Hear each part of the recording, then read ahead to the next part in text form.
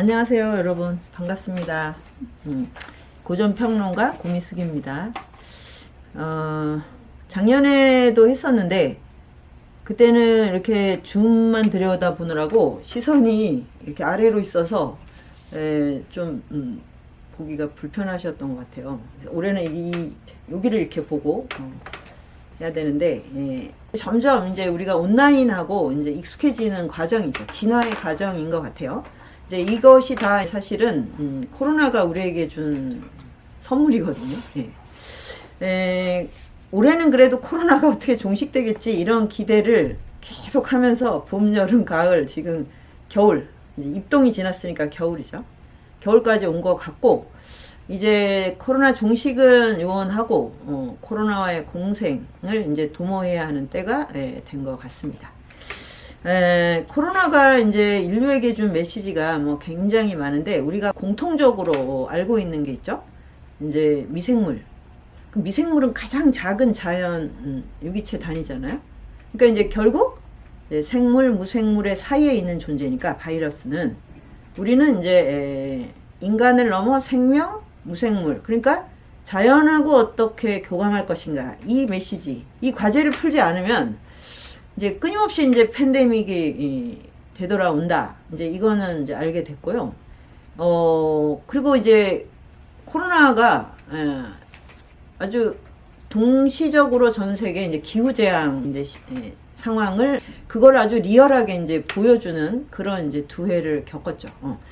사실 이제 20세기 후반부터 이미 뭐 환경론자들은 이 지구 온도가 올라가고 있는 거, 그렇게 해서 이제 이 대재앙 파국이 오고 있다는 걸 예견했지만, 자본이 너무 화려하게 입주하는 바람에 그런 게 잘 들리지 않았던 건데, 코로나는 확실하게 이제 그 상황을 인류에게 보여준 것 같아요. 자, 그럼 이제 자연과 공존하려면 인간과 자연의 이분법을 벗어나야 되고, 그 다음에 기후재앙을 벗어나려면 지구의 온도를 더 이상 올라가지 않게, 가능하면 지구의 온도를 낮춰야 되는 거죠.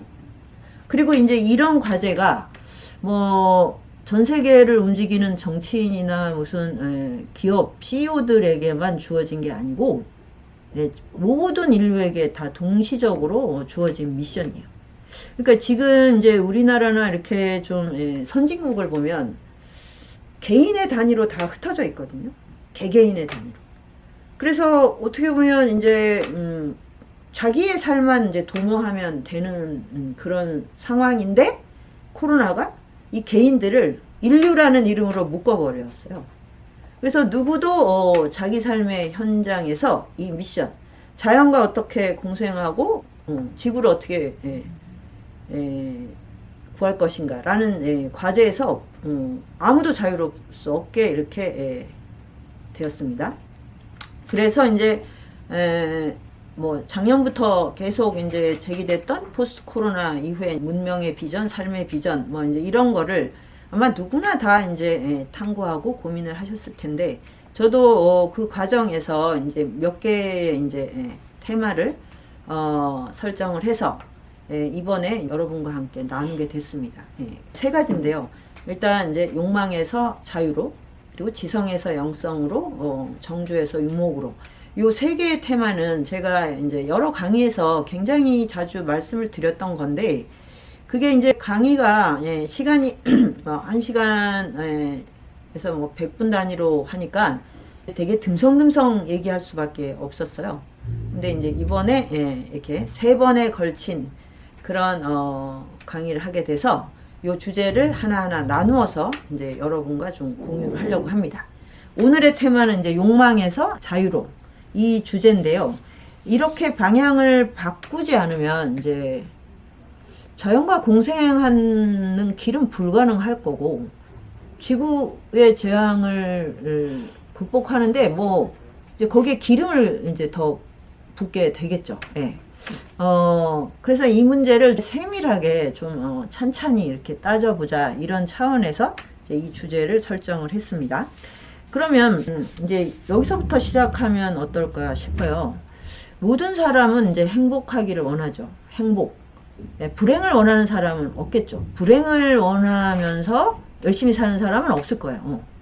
근데 다 행복하기를 원하는데, 그러면 행복이라고 할 때 무엇이 충족이 돼야 행복한 것인가? 이거부터 따져야 될 것 같아요. 그냥 우리는 막연히 행복 그러면 뭐 이런저런 물질적인 뭐가 있고 지위가 있고 하는 거를 그냥 당연한 듯이 전제하고 있는데, 과연 그런가? 생각을 이제 해보는 거죠. 그런데 우리의 이제 행복에는 이제 욕망을 충족한다 이게 있어요. 욕망. 그럼 뭐 이제 의식주의 기본을 뭐 잘 갖춘다. 그걸 채운다. 어떤 감각을 뭐 이제 감각적 즐거움을 계속 증식하면서 유지한다. 뭐 이런 것도 있고, 이제 뭐 이제 여러 가지 포괄적인 게 있는데, 어느 순간에 이 욕망의 증식 안에 화폐가 거의 90%를 차지하게 됐어요. 그래서 이제 내가 행복하려면 욕망을 잘 채워야 되는데, 이 욕망은 돈이 있어야 채워져. 이게 이제 딱 굳어져 버린 것 같아요. 이걸 이제 일종의 전도망상이라고 합니다. 그러니까 돈이 나를 행복하게 하느냐라는 질문을 하기 전에 그걸 해봐야 되는데, 차근차근 그 욕망을 나는 충족하고 싶다. 그럼 욕망에 뭐 소유욕도 있고 뭐 지배욕도 있고, 또는 이 자연과 교감하고 싶다는 것도 있고, 관계를 잘 소통하고 싶다는 것도 있고, 여러 가지가 있잖아요. 그런데 어느 순간에 이 모든 것을 하려면 돈이 있어야 돼. 이렇게 설정이 된 거예요. 그래서 이제 내가 뭘 추구하는지 모르는데 그냥 이제 화폐가 눈앞에 딱 대전제로 던져져 있는 그런 느낌인데, 제가 이제 참 그 보기 힘들었는데 오징어 게임을 그 9부작까지 잘 참고 봤습니다. 정서적으로 저는 참 적응이 안 되더라고요. 너무 천진난만한 게임을 하면서 옆에 이제 사람이 피 흘리면서 죽어가고, 죽은 시체에서 이제 장기를 적출하고 하는 게, 그게 이제 우리 이 자본주의 현실이다, 이런 민낯이다. 그러면은 만약에 정말 그게 진실이면 더 이상 그렇게 살면 안 되는 거죠. 그렇지 않나요? 그러니까 내 목숨을 거는 것도 뭐 그런데, 내가 돈을 벌기 위해선 옆에 이제 누가 피를 흘리고 죽어야 되고, 그 사람의 장기를 적출해서 팔아야 된다. 이런 사회 구조라면 진짜 당장 뜯어 고쳐야 돼요. 뭐 혁명을 하든 뭐 아니면 뭐 어떤 식의 이제 개혁을 하든. 그런데 이제 오징어 게임이 막 전 세계인들의 공감을 받은 걸 보니, 우리가 살아가는 현실은 그런 거야 라고 상당히 받아들인다는 얘기잖아요. 자, 그러면 그 불편한 이제 진실을 이제 마주하고 하나씩 이제 따져봤어요, 제가. 그러면 거기에 456억을 가지고 사람들이 이렇게 피 튀기게 싸우는 거. 그러니까 왜 다른 게임의 룰이 전혀 적용되지 않을까? 그냥 그거를 독식하는 거. 그걸 이제 서로 묵인하는 거잖아요. 그래서 이제 승자가 독식을 했는데, 승자가 절대로 그 돈을 쓸 수도 없고, 그 돈으로 행복할 수가 없어요. 그러니까 적어도 그 끝에 행복이 있진 않아요. 부자가 될 수는 있어. 그러면 이제, 그거를 이제 우리의 이제 상식으로 받아들였어. 돈으로 행복할 수 없구나. 그러면 이제 승자의 영혼도 파괴됐고, 내면이 형편없어졌고, 삶이 다 와해돼 버렸잖아요. 그 승자의 삶이. 패자들은 이제 그 사이에 이미 처참하게 쓰러졌고. 그럼 이런 식의 게임을 왜 반복해서 하고 있지? 왜? 이런 거를 이제 물어야 되는데, 그냥 세상은 이런 거야 라고 하면서 거기에서 막 이제 처절하게 막 몸을 던지고, 그래서 막 끝장을 볼 때까지 막 기를 쓰는 그 장면이 참 이제 저는 그로테스크 하더라고요. 그런데 이제 그거를 이제 이렇게 제 주변에 정말 막 소위 잘 나가는 정규직이나 중상류층을 보면 대충 맞는 것 같기도 해요. 그러니까 굉장히 열심히 살아요.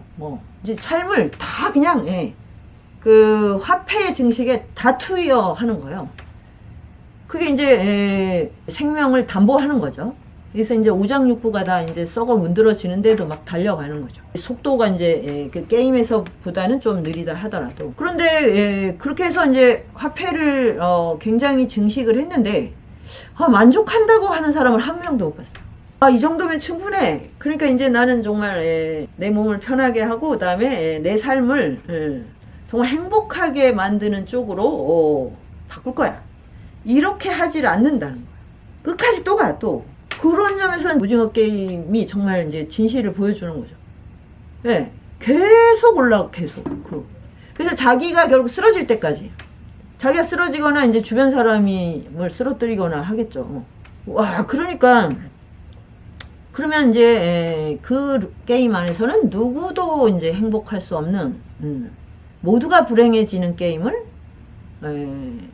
대부분의 사람들이 그거를 너무 당연하게 받아들이는 거. 왜 이럴 정도로 이제 우리의 이 내면과 정신세계가 파괴되고 이렇게 황폐화 됐을까? 이제 이거를 정말 이제 질문을 해야겠죠. 왜냐하면 그런 식의 우리가 욕망과 행복을 향해 나아갔는데 그 욕망을 증식하기 위해서 화폐가 필요해. 그러다가 어느 날 행복을 내팽개치고 오로지 화폐를 향해 가는 이 상황이 사실은 이 팬데믹을 불러온 거예요. 그러니까 계속 증식해서 도대체 무엇을 하고 싶은가? 이제 이거를 이제 따져봐야 돼요. 근데 거기 이제 그 드라마를 보면 나오지만 그 456억을 벌어서 뭐 할래라고 하면 다 막막해 하잖아요. 예, 딱히 뭐가 없어요. 엄마한테 가게를 해주겠다. 근데 그게 450억이 필요하지도 않고 그 다음에 동생을 뭐 고아원에서 데리고 오겠다. 400억씩이나 필요한 것도 아니고요. 그 다음에 뭐 어떻게 살래?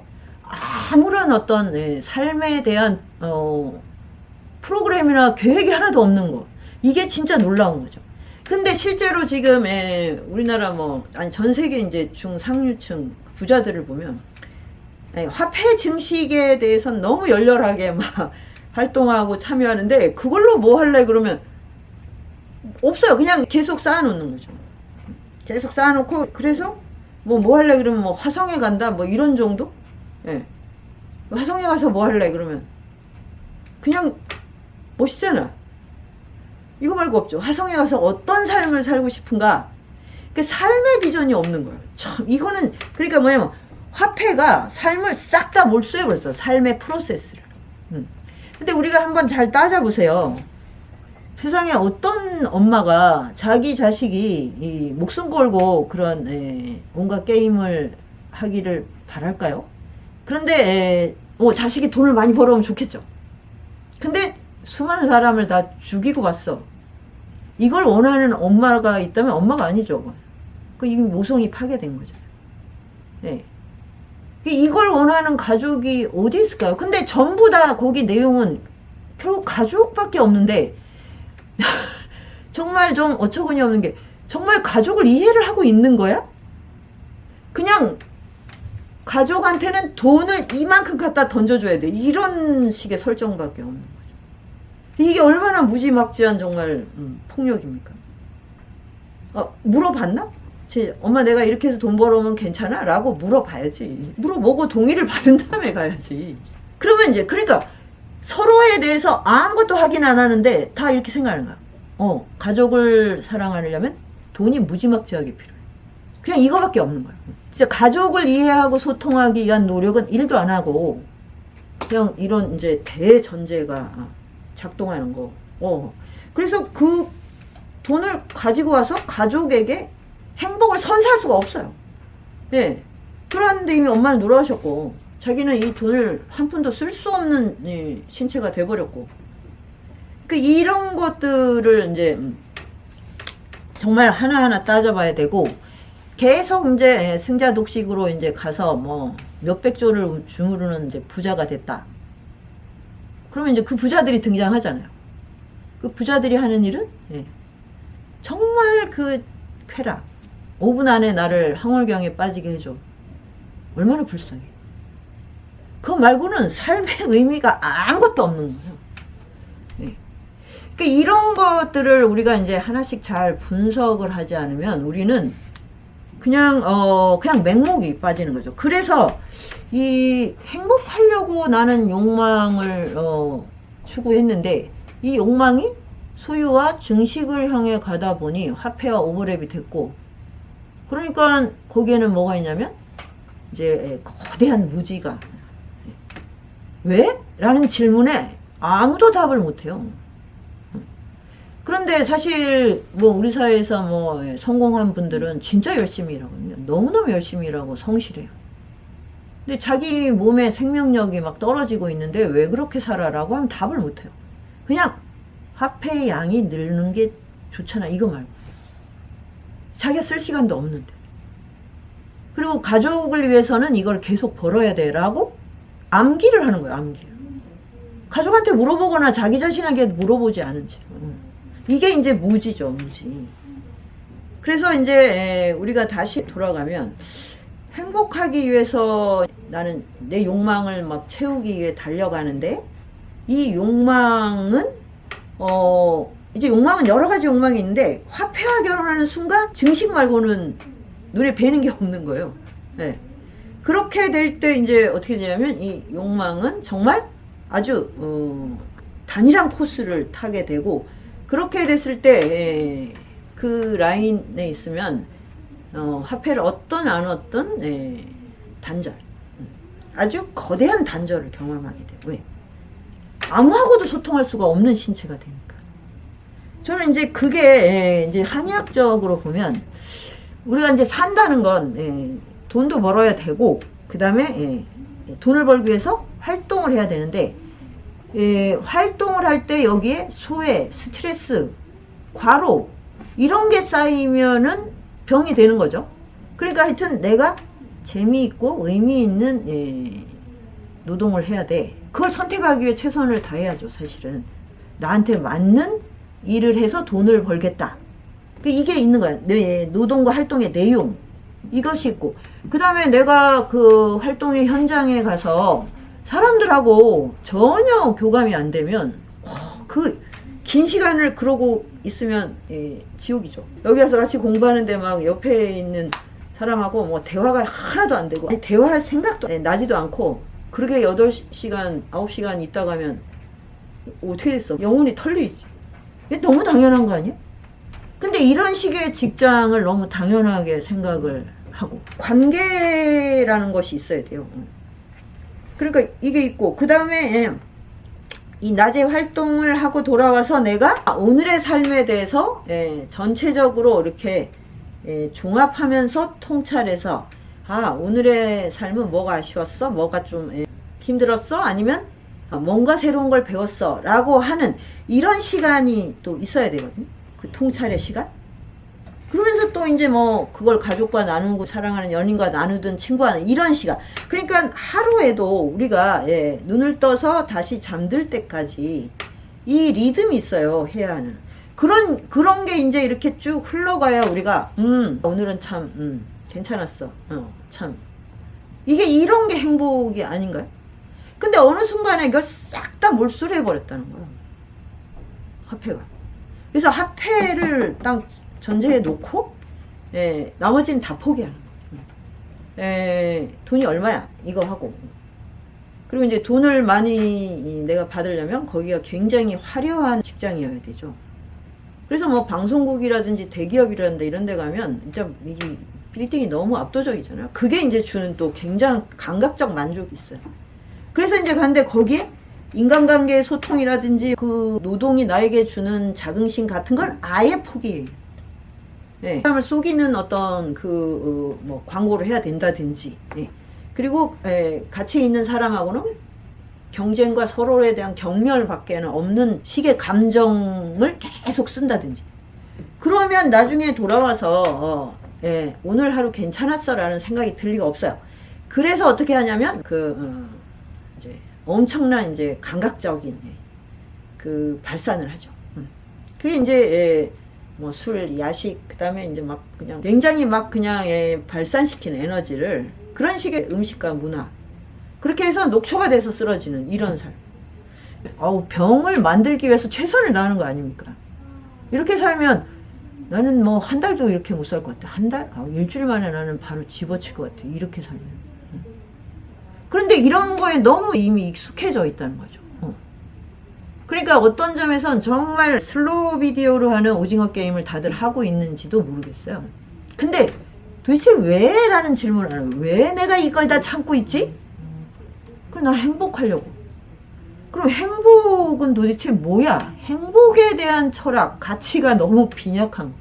돈이 많으면 행복해진다 라고 하는데 이제 그런 결과가 뭐냐면 개인으로서는 이제 몸에 어떤 것이 생기냐면 이제 수승화강이 안 되는 거죠. 이렇게 이제 이런 리듬을 타고 살면 몸에 이제 진액이 마른다는 진액.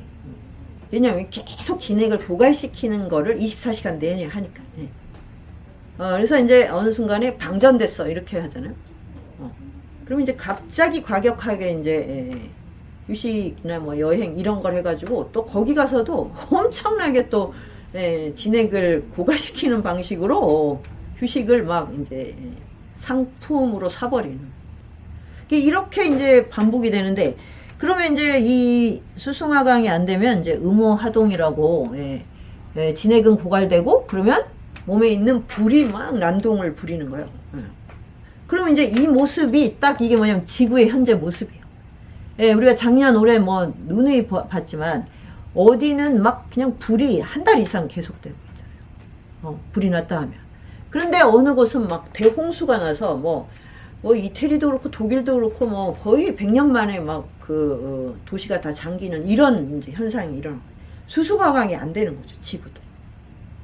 그러니까 이 현대인들이 앓고 있는 어떤 이 생리적인 불균형하고 지구의 모습이 완전히 이렇게 거울처럼 비춰주고 있어요. 그러면은 이제 우리가 거기서 뭘 할 수 있냐면 자연과 교감을 하고 지구와 공생을 하려면 우리의 몸에 있는 불부터 꺼야 돼요. 이거부터 조절을 해야만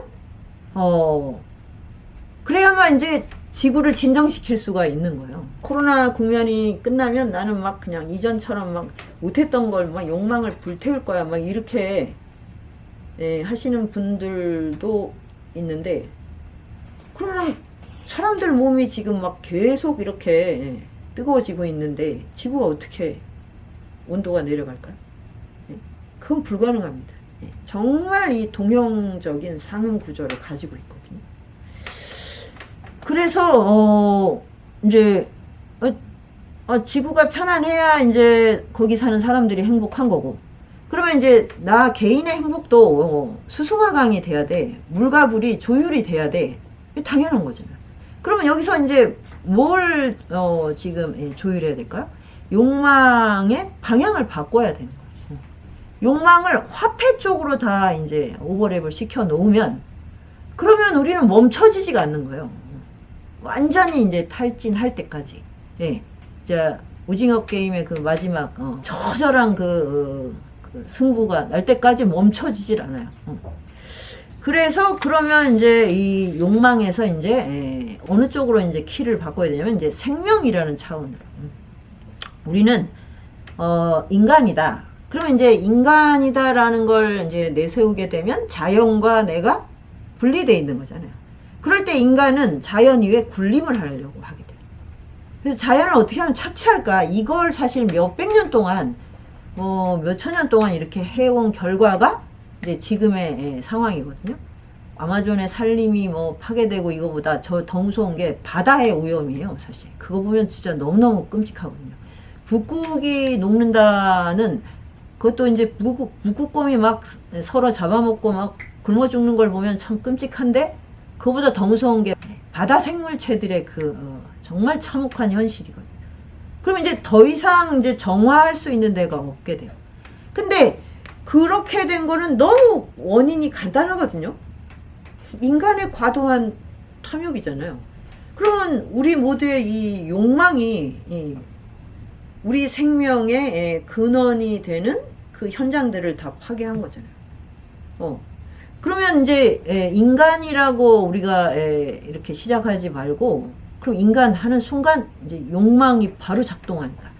생명이라는 차원에서 이제 우리 자신을 보면, 그러면 이제 생명 차원에서는 인간과 이 바다, 인간과 북극 뭐 이런 곳이 이제 소통의 길이 열리게 되는 거죠.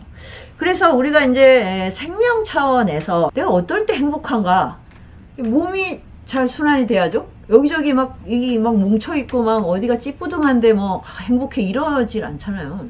뭐 혹시 그런 사람이 있나? 근데 막 돈이 막 눈앞에 있으면 막 다 내가 다음이 다 들려도 좋아 이런 분 있나? 네, 온 몸에 담이 들려도 좋으니 내 앞에 뭐 100억이 와 있으면 좋겠다. 100억이 있어도 좋다 그러는데 내 몸에서는 그렇게 신호를 안 준. 여기저기 막 쌓여서 괴로워 이런 신호가 온다니까요. 네.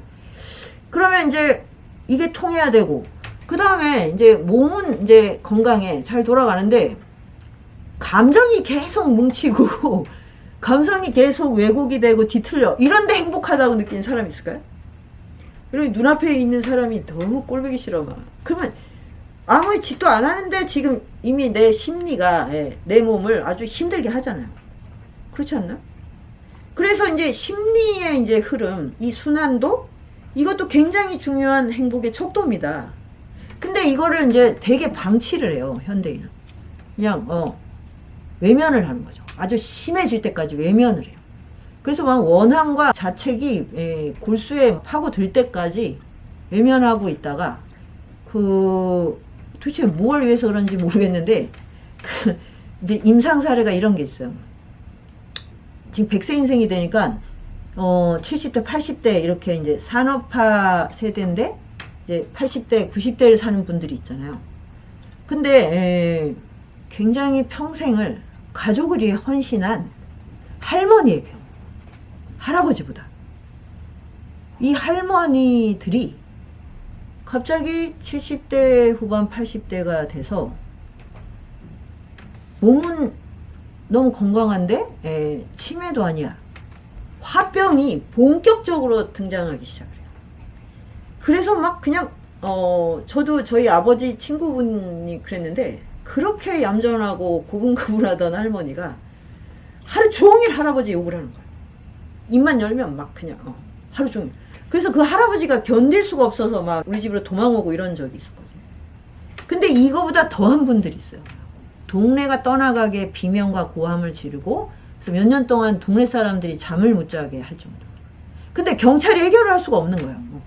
경찰이 오면 더 난동을 부리고 그리고 뭐 잠깐 다시 집으로 돌려보내는 걸로 끝이죠. 어떻게 할 수가 없는. 그러니까 이게 뭐냐면 이렇게 이제 100세 인생이 되니까 나타난 거예요. 평생을 가족을 위해 정말 다 헌신했지만 마음 안에 지금 심리적으로 전혀 그게 해소가 안 된 채로 쌓여 있었던 건데 그게 이제 폭발을 하는 거죠. 자, 그래서 이제 우리가 이제 앞으로 절대 해서는 안 되는 게 뭡니까? 가족을 위해 희생하는 내조를 열심히 하는 거. 이런 거 절대 하지 마. 스탑. 이런 게 바로 이제 우리가 우리 자신의 마음을 그냥 막 외면하고 방치하는데 그게 결국은 눈덩이가 돼서 되돌아오는 거예요. 지금 이런 거를 겪는 거는 너무나 많아요. 어떻게 보면 이렇게 이제 알츠하이머나 인지장애도 그런 것들로서 이제 막 표출이 되는 거예요. 그리고 이제 놀랍게도 기억이나 인지가 떨어질 때 긍정적인 경우가 없어요. 굉장히 이상하죠? 어떻게 부정적인 기억들만 그렇게 솟아날까요? 와, 정말 저희 엄마도 이제 막 인지력이 떨어지실 때 시집 20살에 시집 왔는데 거의 80대가 되셨을 때니까 60년 전이잖아요. 시집 와서 막내를 낳았는데 이제 아기가 나타나자 아파가지고 병원에 가서 이제 몸조리를 하게 됐는데 우리 할머니가 미역국을 끓여오신 게 아니라 옆집 아줌마가 끓여온 미역국을 병원에 와서 다 드시고 가셨다는 거예요. 우리 엄마를 준 게 아니라. 그래서 이거를 제가 한 100번은 들은 것 같아요. 이 얘기를. 니네 할머니가 들으면 참 코믹한데 너무 진짜 정말 스릴러 무리긴 해요. 우리 할머니도 참 어떻게 며느리가 한테 가서 그 옆집에서 끓여온 미역국을 자기가 먹을 수가 있나. 우리 할머니가 좀 그런 분이에요. 예. 근데 우리 할머니는 그래서 자기는 너무 그 상처가 없으세요. 자기 하고 싶은 대로 사셔갖고 자식을 위해 아무것도 희생을 안 했거든요. 그래서 놀라운 반전이 일어나는 거예요. 진짜 인생에 회한이 없어요. 네. 하긴 그 미역국을 가서 얼마나 맛있게 드셨겠어요. 우리 엄마는 그 미역국 못 먹은 거를 60년 뒤에 그거를 계속해서 그러니까 이게 뭐냐, 이 심리가 억눌린 것이 절대로 참아냈다는 게 긍정적으로 작용하지 않는다는 겁니다. 그리고 아버지들도 마찬가지예요. 사실은. 예, 가족과 형제들 먹여 살리기 위해서 평생을 이제 뼈 빠지게 내가 다 바쳤다. 근데 참 거룩한 일을 하지 않았습니까? 예, 동생들 다 이제 키워서 공부시키고 결혼시키고 그 다음에 이제 자식들 키우고 진짜 몇 명의 중생을 구했는데 그렇게 해석을 안 하시는 거예요. 내가 태어나서 이렇게 많은 중생을 구해서 잘 먹여 살렸구나. 내 인생은 얼마나 거룩한가 라고 해석을 하지 않습니다. 내 청춘을 다 바쳤어. 나는 뭐지? 껍데기만 남았어. 그러니까 이런 식의 그 인식 구조는 이게 정말 화폐의 소유로 이루어진 가족관계. 그래서 이 지금 핵가족 관계 안에서는 누구도 여기서 자기 삶을 긍정할 수 없어요. 전부 다 패자예요. 그래서 이게 이제 참 어처구니 없는 일인 거예요. 평생을 그렇게 성실하게 거룩하게 살아놓고 자기 삶을 몽땅 부정해야 되는 거. 그러니까 이런 게 우리가 자기 마음을 돌보지 않을 때 일어나는 일입니다. 그래서 이제 심리를 계속 그날 그때 풀어야 돼요. 우리가 여기 어디 걸렸다. 그러면 이거 오늘 풀어야 돼요. 풀고 자야 됩니다. 근데 마음이 어디가 맺혔어. 지금 뭐가 꽁 했어. 그것도 그날 풀어야 돼요. 그래서 제가 이제 그걸 할 수 있는 치유법? 저는 이제 그렇게 하는데 하늘을 보는 거예요. 하늘에는 단 하나도 머무르는 게 없습니다. 하늘에 믿어야면 바로 거기 있어요. 어제 어떤 먹구름이 있어도 어떤 번개가 쳐도 하늘은 그냥 비어있어요. 그거를 그 형체대로 고집하지 않아요. 그래서 인간은 땅을 딛고 하늘을 향해 하늘을 보면서 살아가는 존재잖아요. 그러면 인간의 진화는 뭐예요? 동물들은 진화라는 게 인간이 되는 거죠. 왜? 이렇게 하늘과 땅 사이에 서는 거니까. 그럼 인간의 진화는 땅을 딛고 하늘의 덕성을 구현하는 거예요. 그게 인간이 나아가는 방향이거든요. 그래서 하늘이 우리를 끝없이 살리는 거는 어떤 것도 거기에 머무르게 하지 않기 때문이에요. 네. 이거는 제가 아주 쉬운 민간요법으로 제시한 거고, 고전을 보면 전부 다 바로 그런 식으로 마음에 머무름이 없게 하라. 네. 그러니까 금강경에 나오는 응무소주 이생기심, 그게 바로 머무는 바 없이 마음을 내라. 마음을 내야 살 수 있죠, 우리가. 그래서 희노애락을 겪어야 되고 애증도 겪어야 돼. 근데 머무르게 하지 말라. 이거는 평생을 살아가는데 정말로 중요합니다. 예. 그리고 이제 우리가 그렇게 생리와 심리가 잘 이렇게 순환이 되면 인간관계에서 또 사회적 존재로서 우리가 어떻게 사는 게 가장 좋은 삶인가를 알게 돼요. 그게 윤리예요. 그래서 그런 윤리의 어떤 준칙을 가지고 내가 살아갈 때 떳떳하다고 느끼잖아요. 떳떳하고 당당해. 그럴 때 우리가 행복하다고 하는 거 아닌가요? 생리와 심리와 윤리가 서로 잘 어우러질 때. 이 중에 어떤 것도 결여되면 그게 몸이 다 정보 처리를 합니다. 돈이 너무 많아. 근데 돈이 이걸 해결하지 않는다는 거예요. 내 생리를 잘 순환을 못 시켜줘요.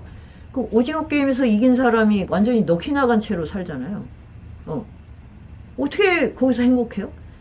심리는 완전히 파탄이 났고, 윤리라는 것도 윤리는 있을 수가 없죠. 다른 사람을 그렇게 많이 희생시켰는데 자기뿐 아니라 가족한테 절대로 좋은 삶을 선사할 수가 없습니다. 예. 그래서 이제 우리가 생명이다. 그럼 우리 몸의 생명 활동을 보는 거예요. 그럴 때, 아, 이 생리와 심리와 윤리의 삼중주가 필요해. 그러면 우리는 이제 수승화강이 되고 이제 잘 통하는. 그래 소통이 그렇게 되면 그 소통이 점점 확대될 때 우리가 자연과의 대화가 가능한 거죠. 근데 뭐 인간 사이에도 소통이 안 되고 자기와의 소통이 안 되는데 자연과의 공생이라는 게 어떻게 가능하겠습니까?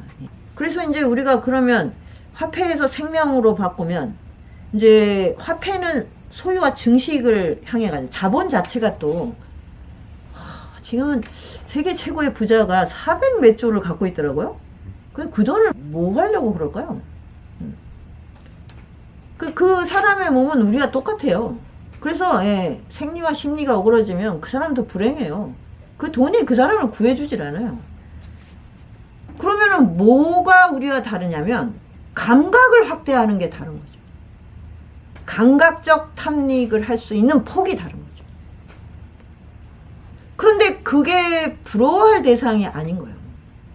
감각을 계속 증폭하면 그 사람은 중독이 되고 돌아버립니다. 그래서 오징어 게임을 즐기는 그 부자들 다 변태들이죠.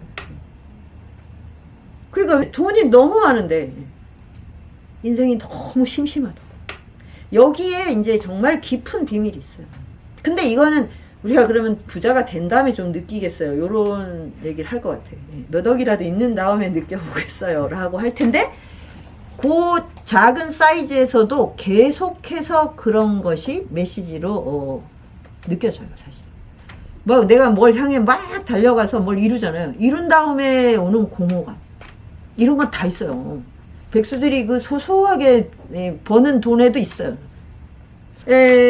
그래서 저기 세계적인 부자까지 갈 것도 없이 연예인들, 그 배우들 중에 왜 무명이었다가 갑자기 스타가 되는 왜 경우가 있잖아요. 그런 사람들 인터뷰를 제가 예의주시해서 봤어요. 그랬는데 전부 다 그때 우울증을 알아요. 와, 놀랍죠. 갑자기 벼락 스타가 돼서 뭐 돈도 막 뭐 100억 단위로 들어오고 뭐 어딜 가나 막 인파가 막 몰려오고 그러면 이제 꿈을 이룬 거잖아요. 근데 그때 생리적으로 뭐 엄청난 공황장애를 알아서 근데 병원을 못 가죠. 치료를 못 받아요. 왜? 자기가 움직이면 이게 다 뉴스가 되고 그게 광고 막 이런 거하고 연결이 돼 있잖아요.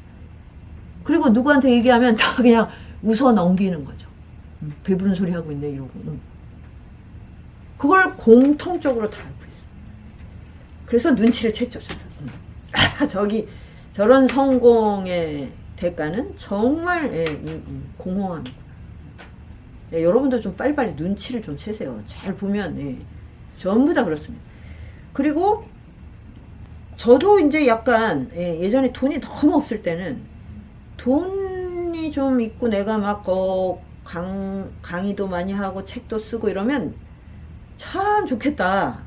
너무 좋겠다. 그건 너무 이제 꿈꿀 수 없는 거야. 막 이렇게 생각을 했는데 제가 이제 책을 쓰고 그 다음에 이제 강의를 좀 하게 됐을 때 근데 처음에 갈 때는 좀 신선해요. 일주일에 뭐 한 번 지방에 간다. 근데 이제 일주일에 아니 하루에 2번씩 막 강의를 한다. 이게 연속으로 이어진다. 이러면 이 몸에서 생리적으로 어떤 느낌이 오냐면 도대체 이렇게 살아서 뭐하지? 이런 메시지가 진짜 정말 깜짝 놀랐어요. 그러니까 이게 바로 이제 우리가 생명 활동이라는 차원에서 자신을 보지 않아서 그래요. 그러니까 가서 그냥 그 현장에서는 최선을 다하는데 이렇게 끝난 다음에 내가 충만해 이런 느낌이 아니더라고요. 와, 그래서 진짜 이제 모든 거를 이제 다 간파했고, 자 이제 우리는 더 이상 그런 데이터를 가지고 이제 우리의 생명 활동을 다시 리셋을 해야죠. 그러면 이제 우리는 뭐냐? 화폐에서 생명으로 나아가게 되면 그때는 이제 소유가 아니라 우리가 얼마나 자유로워지는가. 그게 이제 비전이 된다는 거예요. 그러니까 왜냐하면 이제 생리와 심리와 윤리가 계속 이제 소통을 한다. 그러면 이제 뭐냐면 나는 나의 경계를 점점 더 벗어날 수 있어요. 예. 그러니까 화폐, 소유 여기에 갇혀 있으면 자아의 감옥이 점점 그 압박해 들어와요. 이게 감옥이 되거든요. 돈을 놓지도 못하고 잡지도 못하고 쓰지도 못하고 뭐 이런 상태에 머무르게 되죠. 그런데 외부하고는 계속 단절이 돼. 그럼 화가 나죠. 내가 이렇게 성공했는데 왜 날 무시해? 내 돈이 이렇게 많아. 그래서 점점 구속이 되거든요. 그러니까 이 반대 방향으로 타야죠. 우리는 우리의 욕망을 생명활동을 아주 활발하게 하는 쪽으로 바꾼다. 그럴 때 우리는 점점 이 자아의 감옥에서 탈출할 수 있다. 자유인이 되는 거죠. 그럴 때 이제 나와 타자가 소통이 되고 그 타자의 범위를 넓히면 이제 미생물, 그 다음에 동식물, 이 자연, 우주 이런 타자들하고의 공감이 가능해지겠죠. 근데 이게 그러면 되게 막 어렵지 않나? 그건 너무 어렵지 않나? 이렇게 생각을 하는데 이제 그게 이제 또 여러분의 편견이라는 걸 제가 말씀드리고 싶은 게, 제가 이제 오징어 게임을 보면서 그 사람들이 게임을 할 때 세상에 저렇게 집중력이 뛰어날 수가 있을까요? 무궁화꽃이 피었습니다를 하는데 뭐 진짜 초고도 집중력이잖아요. 그리고 뭐 줄다리기 할 때 보면 막 아이디어를 다 짜내가지고 막 전략과 전술을 해서 막 합심을 해서 막 이기잖아요. 그런데 좀 거기서 뭐 느끼는 게 없으셨어요? 저는 어떤 생각이 들었냐면, 그 주인공인 그 이제 이정재 씨가 한 그 역할, 우리 주변에서 많이 보는 그런 캐릭터거든요. 저 사람이 게임을 할 때만큼 저렇게 집중과 정성을 다해서 일상을 살아본 적이 있는가? 라고 물어보고 싶었어요. 그렇게 엄마가 소중하면, 엄마가 그렇게 진짜 뭐 하지 마라 라고 한 말을 귀 기울여 들어본 적이 있냐고. 네. 그렇게 가족을 사랑하면 가족과 그렇게 정성을 다해서 마음을 열고 줄다리기 할 때처럼 진짜 그렇게 마음이 통하기 위해 최선을 다해 봤냐고. 저는 이거를 진짜 모두에게 물어보고 싶어요. 왜 그것은 일상에서 단 한 번도 구현되지 않고 눈앞에 돈다발이 있을 때만 작동하는 겁니까? 이게 바로 우리가 이제 화폐에 중독됐다는 증거거든요. 근데 대부분 많이 그래요. 바디 프로필을 찍는다든지 뭐 이런, 그럼 막 이제 나를 과시하거나 나의 소유를 막 확대하는 어떤 목표를 설정했을 때는 익스트림 스포츠랑 해서 뭐 사람이 정말 할 수 없는 일을 막 어마어마하게 도전을 해서 다 해냅니다. 그러나 일상에서 나 자신하고의 소통, 그리고 진정한 우정을 위해서 그런 마음을 쓴 적이 있는, 사랑한다고 할 때 정말 그 사람의 깊은 곳까지 정말 닿고 싶다는 그런 마음으로 교류해 본 적이 있는가? 그렇게 묻고 싶거든요. 그렇게 할 수 있다면, 그러면 우리는 출구를 찾을 수 있어요.